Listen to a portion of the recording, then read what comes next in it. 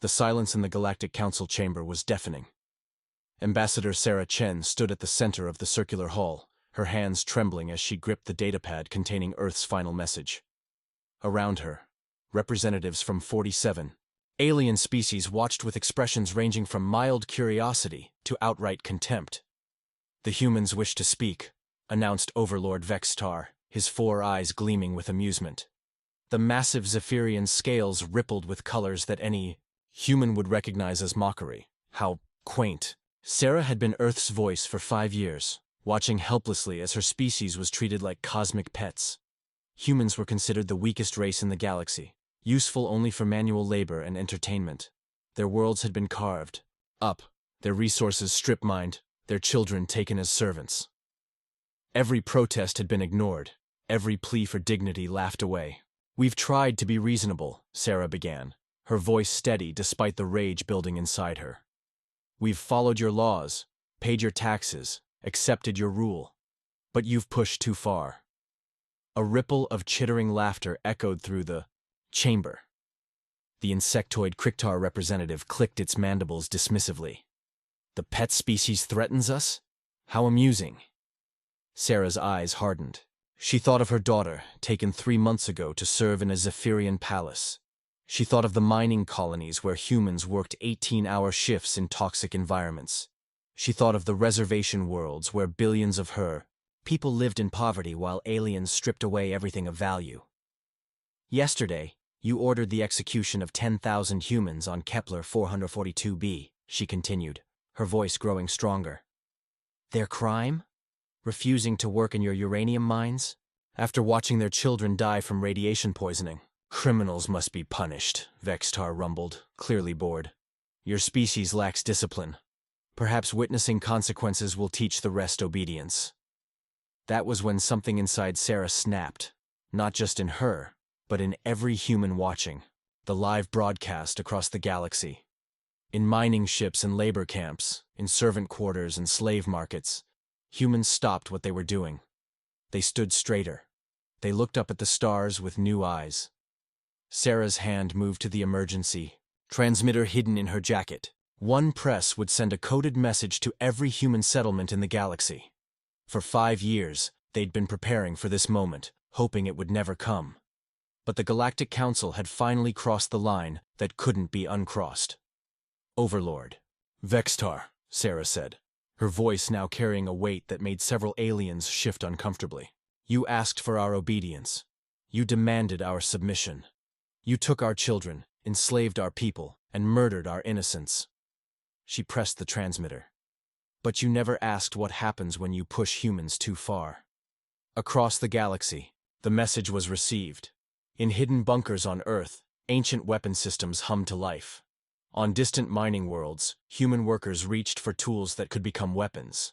In the depths of space, ships that had been disguised as cargo haulers revealed their true nature. Vextar leaned forward, suddenly sensing that something had changed. "What did you just do, human?" Sarah smiled. A cold, terrible smile that would later be remembered by every species in the galaxy. "I declared war." The first sign that everything had changed came from the mining world of Gravis Prime. Deep beneath the planet's crust, where 10,000 humans had been extracting rare minerals for the Kryktar Dominion, the ground began to shake. Security. Chief Thacklin received the first panicked reports in his office, his compound eyes scanning the incoming data streams. "Mining tunnel collapse in Sector 7, he muttered, his mandibles clicking with annoyance. Stupid humans probably forgot to reinforce the supports again. But then came the second report, and the third. All across the planet, mining operations were shutting down. Not from accidents, but from deliberate sabotage. The humans weren't just stopping work. They were bringing down entire mountain ranges on top of the excavation sites. "Impossible," Thacklin hissed. "The shock collars should prevent any organized resistance." His aide, a nervous young Kryktar named Sektal, brought up the security feeds from the mining camps. What they saw made both aliens step back in horror. Humans were cutting the shock collars from each other's necks, their faces calm despite the electrical burns. They moved with a coordination that shouldn't have been possible, like they'd been planning this for years.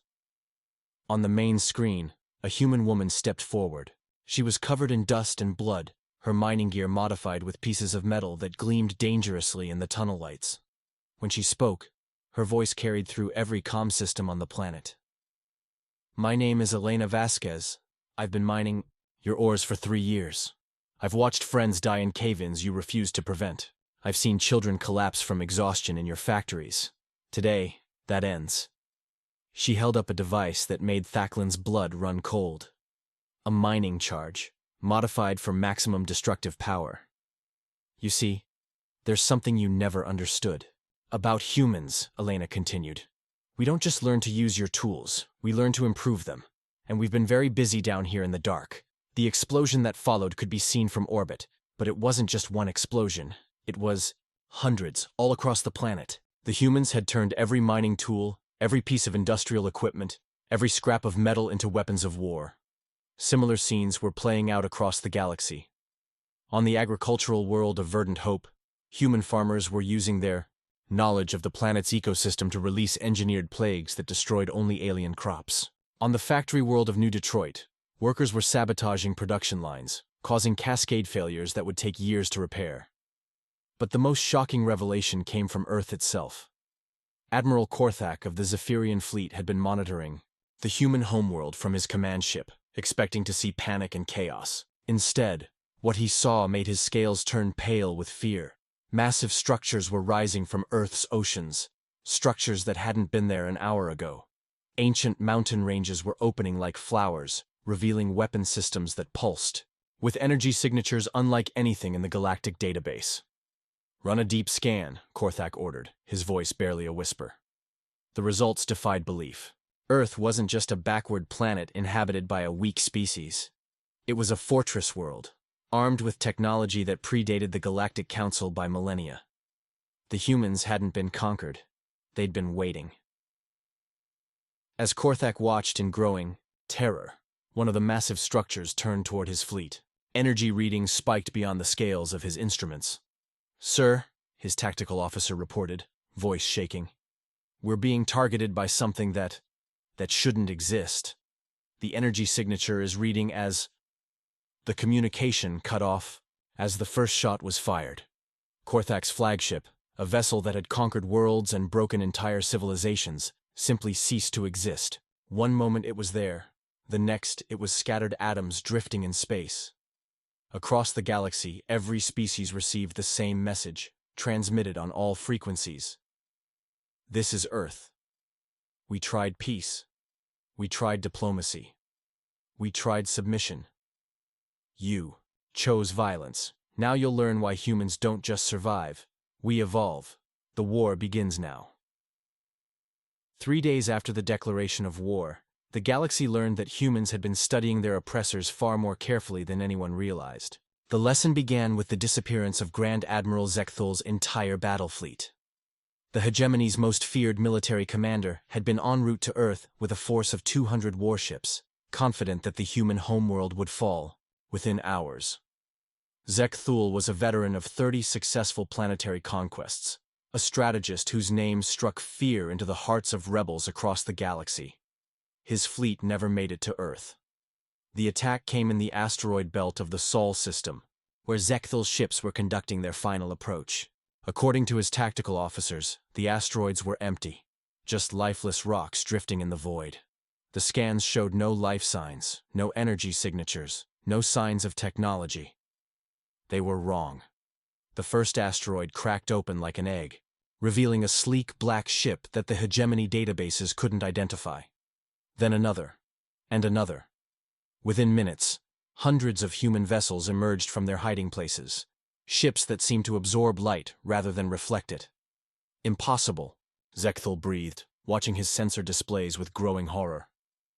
"Where did they get this technology?" The answer came from the lead human ship in a transmission that chilled every alien who heard it. "We built it ourselves. Did you really think we spent 5 years under your rule doing nothing? We learned from every ship that visited Earth, reverse-engineered every piece of technology we could steal, and improved on designs that your species abandoned centuries ago." The voice belonged to Admiral Maria Santos, formerly a mining engineer before the conquest. Now she commanded humanity's hidden fleet from the bridge of a vessel that incorporated technology from dozens of alien races. All of it refined and perfected by human ingenuity. You made one critical error, Zekthul, Santos continued. You assumed that because humans seemed weak, we actually were weak. You never considered that we might be learning, adapting, preparing. The battle that followed lasted exactly 17 minutes. Zekthul's massive dreadnoughts, designed to overwhelm enemies through sheer firepower, found themselves outmaneuvered by ships that seemed to anticipate their every move. Human vessels phased in and out of combat like ghosts, striking with precision that defied the laws of physics. The secret was psychological warfare, on a level the galaxy had never seen. Humans had studied not just the technology of their oppressors, but their tactics, their weaknesses, their fears. They knew that Zephyrians relied on overwhelming force because they feared close combat. They knew that Kriktar formations fell apart when their command ships were eliminated. They knew that hegemony crews panicked when faced with unpredictable tactics. One by one, Zekthul's ships were disabled or destroyed. But the humans didn't simply blast them out of space. They boarded them. Within hours, hegemony military secrets that had been classified for centuries were being broadcast across the galaxy. Alien races learned that their supposedly invincible fleets were built with critical design flaws. They discovered that their leaders had been lying about the strength of their military forces.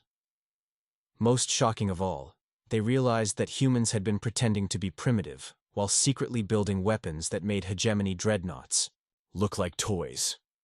The final message from the battle made it clear that this was just the beginning. This is Admiral Santos to all hegemony forces. Your Grand Admiral is now our prisoner. His fleet has been captured intact. Every tactical database, every classified protocol, every secret weapon design is now in human hands. We know where your bases are hidden. We know the locations of your shipyards. We know which systems you consider undefended. The transmission paused, and when Santos spoke again, her voice carried a promise that sent ice through the hearts of every alien military commander. You taught us that might makes right. You showed us that the strong take whatever they want from the weak. Thank you for the lesson. We're about to show you how well we learned it. Across the galaxy, alien fleets began receiving new orders. Retreat to home systems and prepare for siege. The hunters had become the hunted, and no one knew where the humans would strike next. But on a prison world at the edge of hegemony space, something even more terrifying was beginning to unfold. The Crimson Citadel was supposed to be escape-proof. Built on the volcanic world of Infernus, it housed the galaxy's most dangerous criminals, rebels, terrorists, and political prisoners from 100 different species. The prison's warden, Overlord Kratmus, took pride in his perfect security record. In 20 years, no prisoner had ever escaped. But Kratmus had made a fatal mistake. He'd filled the prison with humans. The revolution began in Cell Block 7, where Dr. James Wright had been imprisoned for the crime of treating sick alien children without permits. A former military engineer turned medic, Wright had spent 2 years in the Citadel studying every aspect of the prison's operations. He knew the guard rotations, the structural weak points, and most importantly, he knew his fellow prisoners. Listen, carefully, Wright whispered to the human in the next cell during the daily feeding. Pass this message to everyone in your block. Tonight, when the second moon reaches zenith, remove the nutrition panel from your cell door. The human, a former teacher named Lisa Park, had lost her family to hegemony brutality. What's behind the panel? Freedom, Wright replied. I've been modifying the panels for months, turning them into electromagnetic pulse generators. When we activate them simultaneously, the entire prison grid will overload. What Wright didn't tell her was that the plan went far beyond a simple prison break. During his imprisonment, he'd been in contact with human resistance cells across the galaxy through a communication network that used the prison's own systems. The Crimson Citadel wasn't just a prison. It was about to become humanity's first major military base. As the second moon reached its peak, 2,000 human prisoners removed their nutrition panels. The electromagnetic pulse that followed didn't just disable the prison's security systems. It wiped out the planetary defense grid and sent a signal that could be detected across 3 star systems. That signal brought the human fleet. Admiral, Santos's ships emerged from hyperspace just as the prison revolt reached its climax. But instead of conducting a rescue operation, they launched a full-scale invasion. The volcanic world that had been chosen for its remote location and harsh environment suddenly became humanity's greatest advantage. Human forces, adapted to extreme conditions through generations of survival, thrived in the hellish landscape while alien defenders struggled with the heat and toxic atmosphere. The weapons caches hidden throughout the planet, supplies that Wright and other human prisoners had been secretly accumulating, turned the tide in hours rather than days. But the real shock came when the other prisoners, non-humans who had been imprisoned alongside the humans, began joining the revolution. These weren't just criminals. Many were political dissidents, scientists who had opposed the hegemony, military officers who had refused illegal orders. "You want to know why this revolution will succeed?" Wright asked Warden Kratmus, who had been captured trying to evacuate to his personal yacht. "It's not because humans are stronger or smarter than other species. It's because we understand something you've forgotten." Kratmus, his carapace cracked and bleeding, glared at his former prisoner. "And what's that, human?" "Unity," Wright replied simply. "You've spent so long dividing species, setting us against each other, that you forgot what happens when different races work together. Every alien in this prison has knowledge that humans can use. Every human has skills that can help them. Together, we're not just prisoners, we're an army." The transformation of Infernus from prison world to rebel stronghold took less than a week. The planet's volcanic forges, originally used to create unbreakable prison bars, were converted to produce advanced weapons and starship components. The communication arrays that had monitored prisoners were repurposed to coordinate resistance movements across the galaxy. Most shocking of all was the discovery in the prison's deepest levels. A research facility where the hegemony had been conducting experiments on captured humans, trying to unlock the secrets of human adaptability and resilience. The data they found revealed that the aliens hadn't just underestimated humanity. They'd been actively trying to understand what made humans so dangerous. The final transmission from Infernus sent shockwaves across the galaxy. "This is Dr. James Wright, commanding the free world of Infernus. To every political prisoner, every slave, every conquered people, the revolution has begun. We have ships, we have weapons, and we have something the hegemony lost long ago: hope. Join us, and let's remind the galaxy what freedom looks like." Within days, prison breaks were being reported on 17 different worlds. The age of oppression was ending, one liberated world at a time. But in the deepest bunkers of the hegemony capital, something terrible was being prepared. A final solution to the human problem that would shock even the humans themselves. In the obsidian towers of Tyraxis Prime, capital of the hegemony empire, emergency sessions had been running for 72 hours straight. Supreme Chancellor Vorthak, whose four-chambered brain had conquered half the galaxy, stared at the tactical displays with growing desperation. In less than a week, humans had gone from being an enslaved species to a galactic threat. "They cannot be this effective," Vorthak hissed, his tentacles writhing with agitation. "Our intelligence reports showed them as primitive, disorganized, weak. This level of coordination is impossible." General Kextar, head of hegemony intelligence, shifted nervously. "Supreme Chancellor, I believe we've been deceived. For years, possibly decades." The silence that followed was suffocating. Vorthak's massive eye focused on the general with lethal intensity. "Explain." Kextar activated.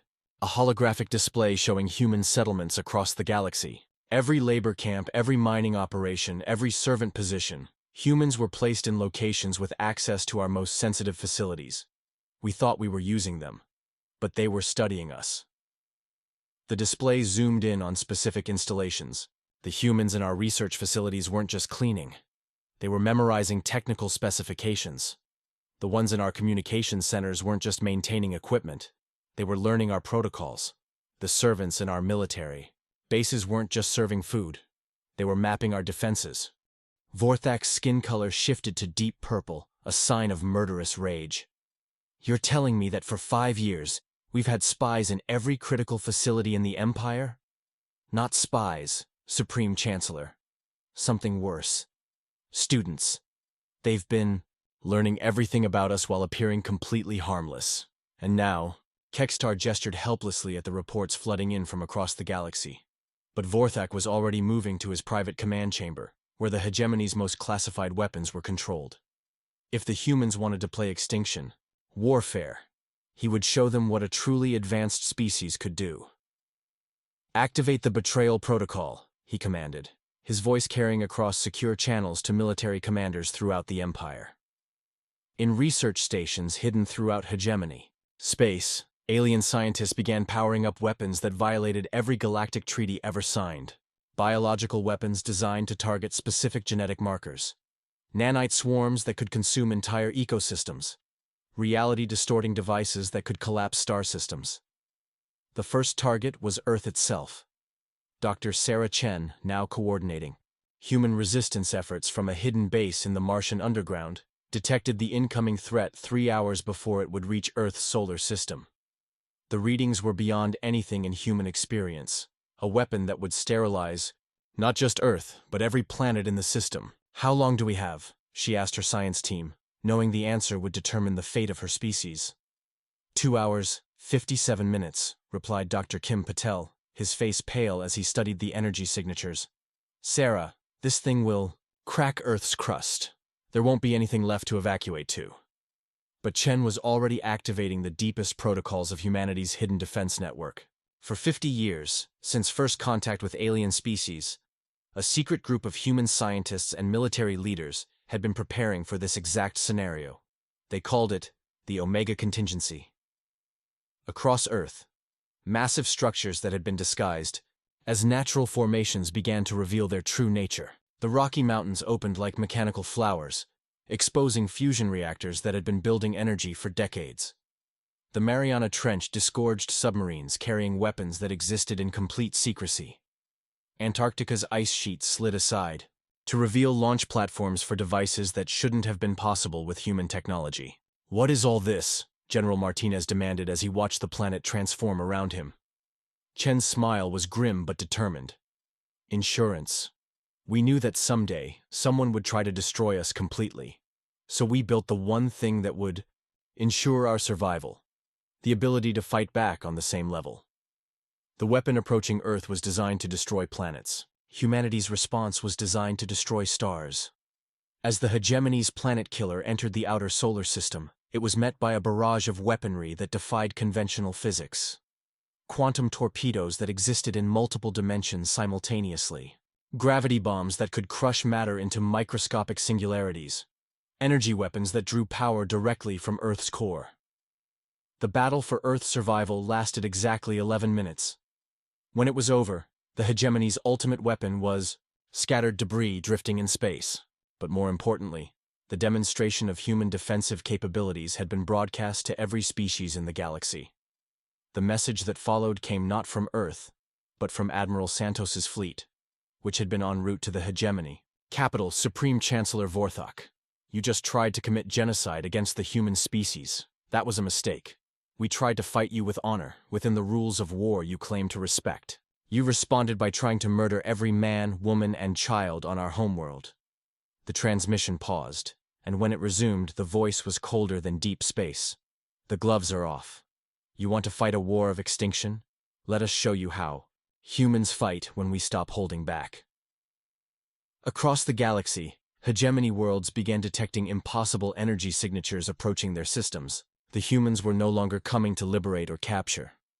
They were coming to end this war permanently. The capital world of Tyraxis Prime had never known fear. For 1,000 years, it had been the center of an empire that spanned half the galaxy, its crystalline cities gleaming with the wealth stolen from conquered worlds. Its orbital defense platforms were legendary, its fleets invincible, its people convinced of their inherent superiority. All of that changed in a single day. Admiral Maria Santos stood on the bridge of her flagship, the Retribution, watching the impossible unfold before her. The human fleet had arrived at Tyraxis Prime not as conquerors, but as liberators, and the planet was rising up to meet them. "Ma'am," reported Commander Jackson, his voice filled with amazement. "We're receiving signals from 17 different resistance groups on the surface. They're all working together. Santos nodded grimly. This was the part of humanity's plan that even she had doubted would work. For years, human servants, laborers, and slaves throughout the Empire had been making contact with oppressed aliens, sharing knowledge, building trust, preparing for this moment. Open channels to all resistance groups, she ordered. Let them know the cavalry has arrived. The first sign of revolution came from the hegemony's own military academies, where alien cadets who had been taught alongside human servants began turning their weapons on their instructors. These weren't random acts of rebellion. They were coordinated strikes against command structures that the humans had spent years mapping. In the government districts, alien clerks and administrators who had worked beside human cleaners suddenly revealed that they had been copying classified documents for months. Tax records, military deployments, resource allocations, all the information needed to cripple an empire from within. But the most shocking revelation came from the hegemony's own research facilities. Dr. Wright, broadcasting from the liberated world of Infernus, transmitted data that sent shockwaves through every alien government. Citizens of the galaxy, for decades your leaders have been lying to you about human capabilities. We weren't captured because we were weak. We were captured because we chose to be. Every human taken as a slave, every family separated, every world conquered was part of a plan that began the day we first made contact with alien life. The data showed everything. Secret human colonies hidden throughout the galaxy. Technology that had been developed in complete secrecy. Resources that had been stockpiled for generations. Humanity's defeat had been the greatest deception in galactic history. On Taraxis Prime, Supreme Chancellor Vorthak watched his empire crumble from his fortress deep beneath the planet's surface. His tentacles writhed with fury as report after report brought news of systems falling to human-led coalitions. How? He screamed at his remaining advisors. How did we miss this level of organization? General Kextar, the last of Vorthak's military commanders still loyal to the regime, brought up a tactical display showing human movements across the galaxy. Supreme Chancellor, I don't think we were fighting humans. I think we were fighting humanity. Their entire species, working as a single organism across space and time. The display showed the terrifying truth. Every human action, from the initial surrender 5 years ago to the current revolution, had been coordinated with precision that defied belief. While alien governments had been focused on controlling individual worlds, humans had been thinking in terms of galactic-scale strategy. Spanning decades, they never intended to coexist with us, Kextar continued, his voice hollow with realization. They were always planning to replace us. Above them, the liberation of Taraxis Prime was accelerating. Human ships in orbit weren't just supporting the resistance. They were broadcasting the truth about the hegemony's crimes to every corner of the galaxy. Species that had been told they were protected by the Empire learned that their resources had been stolen, their people enslaved, their futures sold to maintain alien luxuries. The tipping point came when Admiral Santos addressed the planet. Directly, people of Taraxis Prime, we didn't come here to conquer you. We came to free you. For too long you've lived under a government that told you lies, that kept you isolated from the rest of the galaxy, that used your labor to oppress other species. Today, that ends. The transmission showed images from across the galaxy. Alien species working together on liberated worlds, former enemies cooperating to rebuild their societies, humans and aliens side by side in ways the hegemony had claimed were impossible. We offer you a choice, Santos continued. Join the Galactic Liberation Coalition, where every species has an equal voice, or continue to support a regime that has brought nothing but suffering to the galaxy. Choose wisely. This offer will not be repeated. Within hours, hegemony forces throughout the system were surrendering. Not because they were defeated, but because they finally understood what they had really been fighting. Not just humanity, but the future itself. In his bunker, Vorthak made one final, desperate decision. If he couldn't rule the galaxy, he would destroy it. His clawed hand reached for the activation key of the hegemony's most terrible secret weapon, a device capable of triggering supernovas in multiple star systems simultaneously. But when he pressed the key, nothing happened. The weapon systems that should have responded remained silent. From the communication array came Admiral Santos's voice, calm and certain. "Did you really think we hadn't found your doomsday weapons, Vorthak? We've been dismantling them for months. It's over." The last emperor of the hegemony looked up to see human soldiers entering his bunker, led by Dr. Sarah Chen herself. But they weren't alone. With them were representatives from dozens of alien species, all united in purpose. "Vorthak of Tyraxis," Chen said formally, "by the authority of the Galactic Liberation Coalition, you are under arrest for crimes against sapient life." As the former Supreme Chancellor was led away in restraints, he had one final question. "What will you do now? How will you rule us?" Chen's answer would be remembered for generations. "We won't. The age of empires is over. From now on, the galaxy governs itself." 6 months after the fall of the hegemony, Ambassador Sarah Chen stood once again in the Galactic Council chamber. But everything had changed. The throne-like seats that had once symbolized the hierarchy of species had been replaced by a circular arrangement where no position held precedence over another. Representatives from over 300 species filled the chamber, not just the 47 races that had once held power, but voices from every corner of the galaxy. "The Galactic Liberation Coalition recognizes the representative from New Kepler," Chen announced, her role now that of a facilitator rather than a supplicant. A young Kriktar stepped forward, not one of the warrior nobles who had once dominated her species, but a farmer whose proposal for sustainable agriculture had gained support from 17 different worlds. This was the new galaxy, where ideas mattered more than bloodlines, where cooperation was valued over conquest. "Honored representatives," the Kriktar began, "my proposal concerns the restoration of the verdant world's ecosystem. With assistance from human botanical specialists and Zephyrian climate engineers, we can reverse the damage done by strip mining operations within 2 standard years." This was how decisions were made now, not through the decree of overlords, but through collaboration between species that had once been enemies. The transformation hadn't been easy.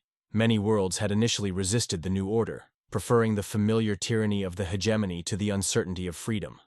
Dr. James Wright, now serving as Director of Transitional Justice, had spent months traveling to former hegemony strongholds, working with local populations to establish fair governments. The process had revealed both the best and worst of galactic civilization. "The hardest part," Wright explained to a gathering of newly liberated worlds, "isn't removing the oppressors. It's teaching people who have been oppressed for generations to believe in their own worth again." On some worlds, the transition had been miraculous.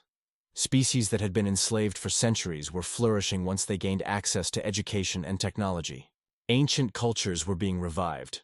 Art forms that had been banned were blossoming, and scientific breakthroughs were occurring at an unprecedented rate. But there had been darker moments, too. On 17 worlds, hegemony loyalists had attempted to maintain control through violence. Former slave species had turned on their oppressors with a fury that required careful mediation. The scars of centuries of abuse couldn't be healed overnight. Admiral Santos, now heading the Coalition Defense Force, had dealt with the worst of these situations. Her approach was always the same: overwhelming force combined with absolute mercy. Resistance was crushed swiftly, but surrendering forces were treated with dignity and given chances to participate in the new order. "We fight like humans," she explained to her officers, "but we win like civilized beings. The moment we become like our former oppressors, we've lost everything we fought for." The true measure of humanity's victory, however, wasn't in the battles won or the territories liberated. It was in the changes that no one had expected. On Earth, now the unofficial capital of the Coalition, humans were struggling with their own transformation. For the first time in their history, they weren't fighting for survival. The species that had thrived on adversity was learning to live in peace. And it wasn't easy. Dr. Chen found herself dealing with problems she'd never imagined.